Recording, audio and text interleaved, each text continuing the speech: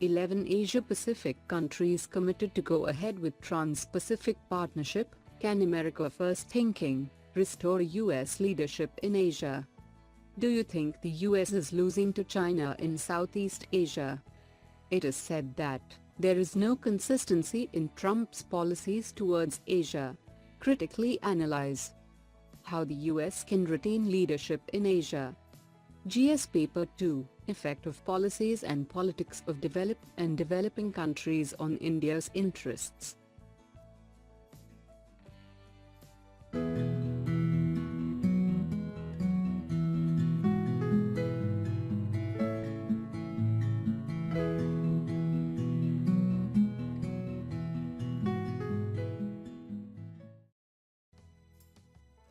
What is the context about? Recently, trade ministers from 11 Asia-Pacific countries agreed to press ahead with a major trade deal without the United States, as the world's largest economy seeks to go it alone under President Donald Trump's America First policy. Trump pulled his country from the Trans-Pacific Partnership, TPP, at the start of the year, dismaying allies and casting into doubt an agreement heralded for tying lower tariffs to strong environmental and labor protections.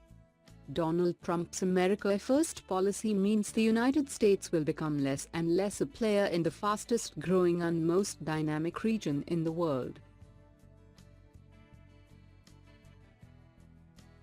Do you think the US is losing to China in Southeast Asia? Through OBOR, China is succeeding at deepening and strengthening its economic ties in the region in ways that will likely enhance its influence while the United States shrinks from the same. This is evident in more than just development assistance and infrastructure loans.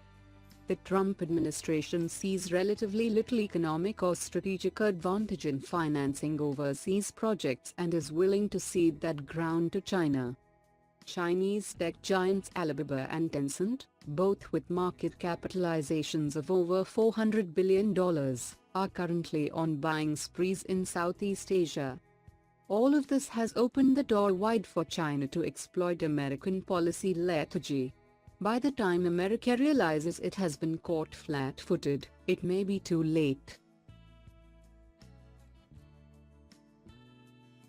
It is said that there is no consistency in Trump's policies towards Asia. Critically analyze. Trump has pursued three general foreign policy objectives: defeating the Islamic State in Syria and Iraq, ISIS, opposing nuclear proliferation in North Korea, and renegotiating free trade agreements, particularly NAFTA. In the meantime, the United States has adopted a Northeast Asia first foreign policy in East Asia, mainly focused on North Korea. Southeast Asia is an orphan by comparison. US attack on the Iran nuclear deal and kicking into Congress with the threat of withdrawal must be squared with pressure on North Korea to come to the negotiating table. This is also a glaring inconsistencies in Trump's foreign policy. How the US can retain leadership in Asia.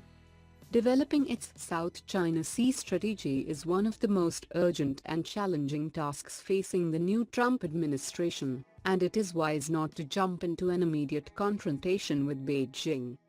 It should confront between China and Russia in areas of disagreement and cooperating wherever possible on critical issues.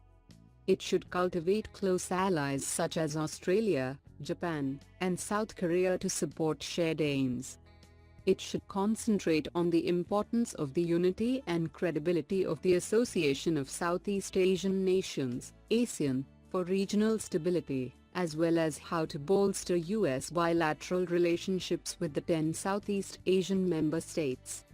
It should balance between offering the economic strategic engagement that Asia seeks from the United States with the country's role as security guarantor,